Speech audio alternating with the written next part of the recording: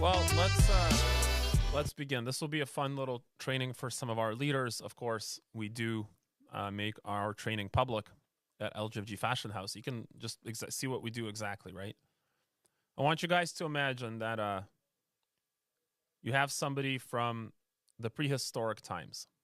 Maybe not even prehistoric. We can go even more modern than that. You have somebody from the year 2.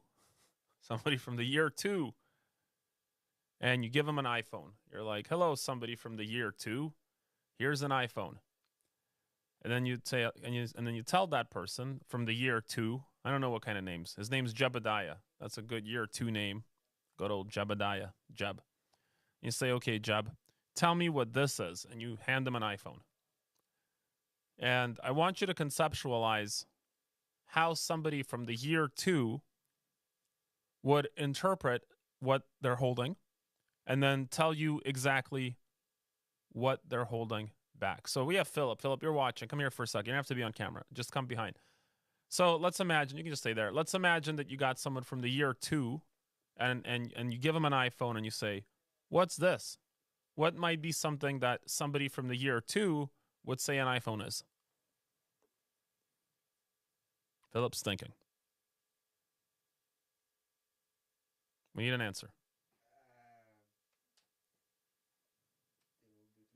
There'll be clue, but but you have to tell me what it is. What is this thing? Well, let's start. They might say it's a hammer. Like you hold it and you hit a nail with it. Like they might say that's a hammer. Like they've probably experienced hammer. Maybe it's a stone. Oh, it's like a mysterious stone. Like it's a stone, right? Okay. I can't think of too many. Maybe it's just a thing that it's something you put down to hold things, like a leaf holder.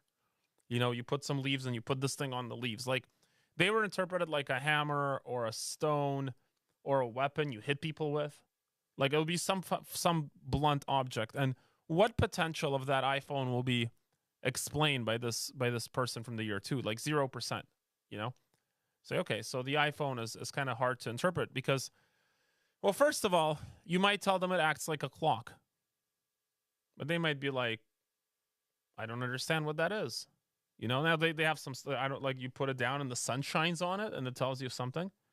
You might tell them it acts like a compass and they'll shake it and they'll be like, "But where does it say anything?" You might tell them it acts like a radio, but they're like, "What's a radio?" It's like, that's I don't understand. You can transmit somebody's voice from a long distance. Doesn't exist in the year 2. You might tell them it's a TV and they'll say, "What's that?" You can see images of other people like in an other side of the world. How does that work? You might tell them it's a phone and they have no idea what a phone is. It's like you can talk to people live, like what? Like and they're you can't even see them. They're far away, you can talk to them. This is insane, right? So nothing about the iPhone would make any sense to a person, and we're good, Philip. Nothing about the iPhone would make sense to a person from the year 2. And that is a rookie. That is a rookie that starts in sales. You're like, "Here's this thing we've built, this system." And the rookie is looking at it. It's like, is it a hammer? Is it a rock? Is it a weight, that you just put onto leaves that you don't want to fly away? Because I don't think they had paper in the year 2. So like they wouldn't know what to do with this thing, right? And so what we do that's incorrect as leaders is we assume that the rookies have way more knowledge than they actually have. So let's say you drop off 1,000 iPhones on a village in the year 2. You leave 1,000 iPhones behind, and that's it. So they see these 1,000 iPhones, and you come back in 5 years, and what are they doing with these iPhones? They might be smashing things with them, only to discover they're not great at smashing things. They might have built like a small house out of it or something, and they live in a house where the walls are made of iPhone, right? Like they would do goofy things with the iPhone that like you and I would not do because we understand what an iPhone is for and what we use it for, right? You would get weird outcomes. You might get a war where people are throwing iPhone. They might have learned, that if you throw it in the fire, it explodes, and they might be using it as an explosive or something. They might learn that if you melt it and put it on someone's face, it's torturous. They might use it as a torture device. Like they would use it for all sorts of things. They might use it to wipe their butts. I don't know. Like they would do things with it that would not make any sense to us, right? And we can conceptualize that, right? But we don't conceptualize that if we put rookies into a sales system, they're going to do the stupidest things And you can't even imagine how stupid they are. And then we deny them because we don't inspect what the rookies are doing. So I'll give you guys a couple examples. Like, this is good for our company. So in our company, one of the things we do is called floating. It's like when you approach a person, we're selling high-end custom suits and overshirts, which is what I'm wearing, by the way. And we'll approach we'll see a guy in a nice suit on the street. We're like, hey man, I like your suit. Where'd you buy it? And the guy's like, oh, thank you. I buy my clothes from Xenia. Oh, cool. I'm a custom tailor. I'm with LGFG. That's the company that does suits for like Alice Cooper and like these people. I'd love to grab your card and introduce myself to you. And the guy's like, yeah, no problem. Here's my card. That's a float. And you get a card, right? So we explained this concept to a rookie. This was last year. And that's it. Just told him how it works. And he's like, okay.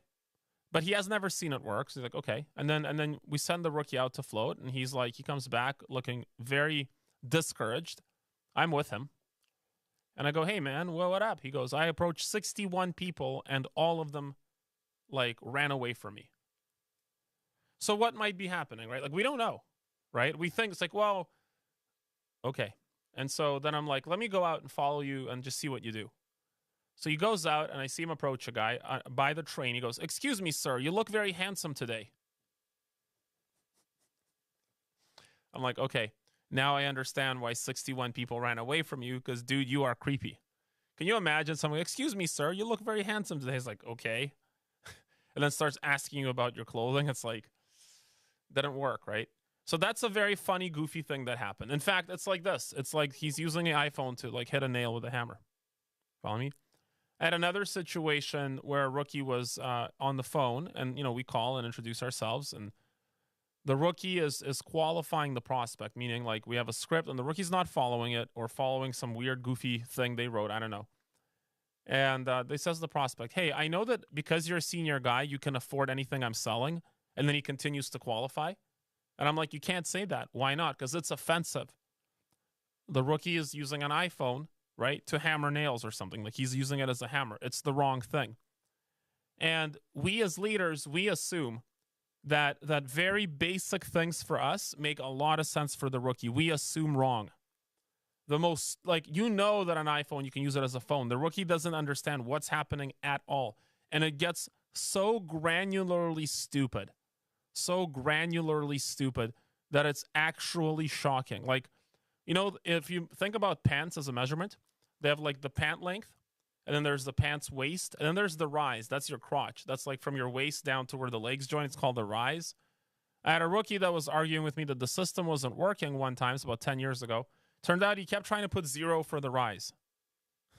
It's like a waistband with legs. Like, where is everything? There's nowhere to put it. It's like, and again, to me, it's like, of course the rise can't be 0, but to the rookie, he doesn't understand anything. And so sometimes as leaders, we're like, oh, what's happening with the rookie? Oh, he's not doing this well. I'm like, oh, like what? Oh, he's not booking it great. Have you listened to their calls? Like, actually recorded and play them on speaker, and you listen to them to understand if they're telling guys that they look very handsome on the phone or in person. If you don't look into what they're doing, and the reason that leaders here's why, and this is a very important point for leadership, right? Here's why leaders miss out on this, because you're like, okay, if I gave you an iPhone and I asked you, a person that's seen an iPhone before, all the uses for an iPhone, you would probably correctly name like 10 uses of the iPhone. You would say it's a calculator, it's a phone, it's a radio, it's a social media machine, it's a video camera, it's a video recorder. Like, you would name 10 or 15 things the iPhone does. Okay? You wouldn't, and then you'll say, okay, I understand what an iPhone is. Here's all the things it does. And if I give it to somebody else, they'll understand what an iPhone is. Here's all the things it does. You can conceptualize what's real and what's not because you know what's real. The rookie doesn't know what's real. So the reason that we leaders don't inspect enough is we can't imagine the amount of ways the rookie will fail because the rookie doesn't know what success looks like. Failure doesn't look like how you perceive failure to be. Like, failure to you is like, yeah, I made a phone call. I didn't have good leverage on the call. I didn't have a good referral. And so the guy didn't book. And then you're like, I just need more leverage. Easy answer, right? But to the rookie, they're calling guys and it's like, they're saying something so profoundly stupid that you can't even imagine how wrong it is. And so if you're not, like, I'll give you an example. I had a girl, this is a true story. She was in one of our call centers back in the day. and she started. And the first day, she didn't talk to any prospects. And the second day, she didn't talk to any prospects. So she reported 0 contacts. And so I'm talking to some of the people around her. They're like, yeah, she's really dialing. I just don't think, people are picking up. Reasonable? She's dialing. I'm like, really? She's dialing and 0 people are picking up for 2 days? And I said to the call center person that was running and helping us, grow the team, I'm like, hey, listen, have you actually, heard any recordings? And they're like, no, but I can see they're dialing. I'm like, I didn't ask you if you can see them dialing. Have you heard the recordings? Anyways, we pull up the recordings. There are no recordings. Her phone dialer was never plugged in. For 2 days, she was just hitting numbers on her dialer with no tone and nothing. It's an example. I have another example. So you can't conceptualize that failure. How can you even think that would not but it makes sense. This was in the Philippines. The person had never used a dialer before. She wouldn't know the dialer's not working. That's how stupid it gets. It's that stupid. It's that stupid. Nobody listened to her call, so nobody, well, she's working. No, she's not. She doesn't know, right? She's like, it's not working. It's working, but your phone is just physically not plugged in, man. Okay? I have another example where we have qualifying questions. And the last question is, if you see something you like, we get along, is there any reason you wouldn't buy from me? Would you give me a chance to, try me out as your tailor? And the prospect usually says yes or no, something good. I'm listening to one call, just random review. And the guy is like, yes, I'm looking to buy a couple of suits. I'm thinking about $3,000. That's what I spent on my suit. So a really good prospect, actually. The guy's pretty sharp. He's I'll probably start with a gray and maybe a gray stripe. And I remember this call because he's like, I want a couple of gray suits, and if I like it, obviously we can look at more stuff later, but I want to try it. Mm-hmm. And the caller goes, okay, so if we get along and you see a couple of gray suits you like, would you try me out as your tailor? And the guy goes, why not? And the girl's like, oh, well, let's not meet then. And she hangs up. And that was the call. And I'm going, I was there. I go to her. I'm like, what happened? Why'd you hang up? He's like, well, he said he's not going to buy. Oh, so we listen to the call again. The guy says, why not? And she goes, see, he's not going to buy. She didn't understand that why not means yes. She just heard not. Again, you think this is crazy, but for somebody that's never seen an iPhone before, they're going to use it as a hammer. Are you getting it yet? And so sometimes leaders want to renounce responsibility because they're like, well, I taught them and they're not doing it. It's like, have you listened? Have you listened? I'll give you one more example. This one happens all the time. All the time. Somebody goes out and floats and gets 20 business cards. They call 20 business cards. Nobody answers. They put their 20 business cards in their desk drawer, and those 20 business cards never get called ever again. They did all that floating that day for nothing. They went on the streets. They got guys' business cards for free. Now, most guys, when they get a call from a random number, they don't pick it up, obviously. So we have a system and what we do with that system. But because those cards never got into our CRM, they never got what we have one is called DrivePipe. They never got into DrivePipe because they never got in our CRM. The leader didn't even know that this person had called guys, didn't get an answer, and lost the cards forever. That happens all the time. Can you imagine doing all that work to get good open-minded prospects and they never talk to you? And then you go to the guy, it's like, what happened? Yeah, none of them booked. They don't even know that none of them booked is not the same as none of them picked up. And I go to the leader, why did that guy get 150 cards with no meetings? Well, he's working, just not booking anyone. How many people has he actually talked to out of the 120? I think he called all of them. I didn't ask how many he called. How many did he talk to? So when you're completely blind as to what is happening, you can't even report that information accurately. The rookie's like, yeah, I called all of them, nobody booked. Okay, you called all of them, nobody booked. To me, that might mean that you actually spoke to all of them and they all said no to you. And the problem might be that you're going out getting guys' business cards and you're naked and you're freaking them out. So maybe it's something about the way you look. But the problem isn't that you called all of them and nobody booked. The problem is this. I go, how many did you actually speak with? Oh, I didn't speak to any of them. So you didn't call. No, I called all of them and nobody booked. That's technically accurate, but it's not the correct way to perceive the situation. The rookie has no conceptual way to understand that what you do after you get a card is you put it in your system, and then if they don't pick up, you have a process to follow, but the leader had nothing to look at to actually look at the process. Are you guys getting it yet? This is something we completely miss in development and training of salespeople, is that they're completely operating blind and totally clueless, no understanding at all what is happening, and completely misunderstanding situations and acting in weird ways because you're giving them an iPhone and they've never seen an iPhone in their lives. Okay? And it takes you, and you used to be this exact level of stupid, by the way. Yes, you were. Like, I train a lot of salespeople, even in our company. Everybody starts, myself included, we all start completely clueless and completely blind as to what's happening, and we completely misinterpret situations, and we completely read them wrong, and we do the stupidest thing, and then we're like hammering with this. It's like, this hammer sucks. Like, it's not a hammer. Right? This is exactly what rookies go through. And then if you're not inspecting, the rookie leaves, and it's like, why did you leave? Well, I couldn't make money. Why not? I was doing the things they were telling me, it just didn't work. What do you mean? Well, they told me to float and get cards. I got cards. They told me to call the cards, and I called the cards. They told me that a bunch of them would book, and none of them booked. So it doesn't work. And then they tried helping me on the phone how to say things better, but it didn't work. But did you actually talk to any of the cards you got? No. Then why'd they spend all the time teaching you the phone if you don't even know how to get them on the phone? I don't know. You see what's going on? Because then the rookie loses hope. Because you missed something so stupid, like they just never talked to a single person whose card they got. Because nobody picks up random numbers. All they have to do is send a text message. We know how it works. We have scripts for that. And so with the leaders, you have to watch your rookies work. You have to look in their drive pipe, which is our CRM. You have to look in their CRM. You have to see exactly what they're typing. I'm going to give you one more example.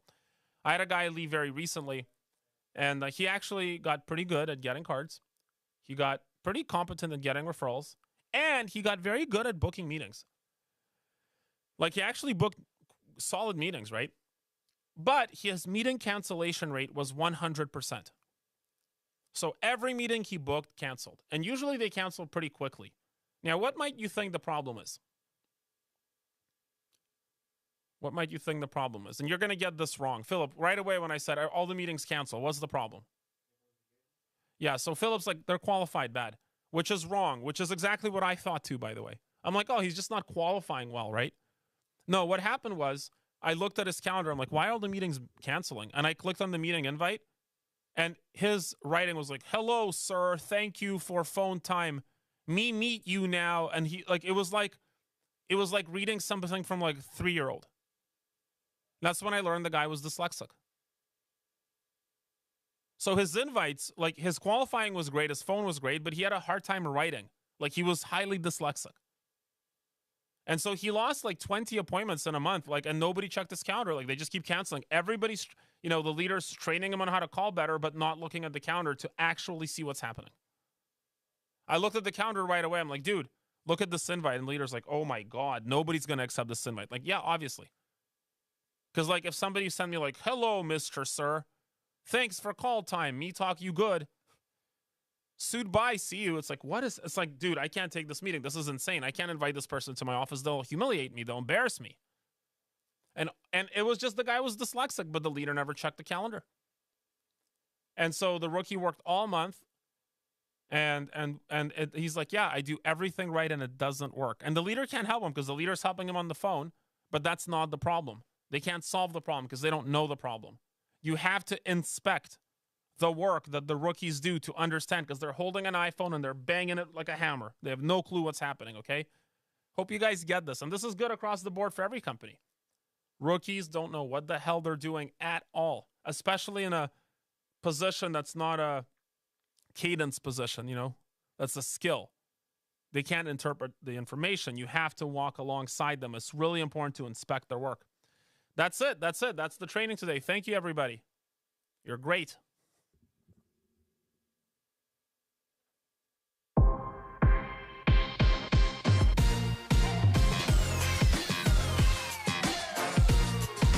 I'm looking to hire 6 people in the next 3 months to help you make $200,000 a year with sales at LGFG Fashion House.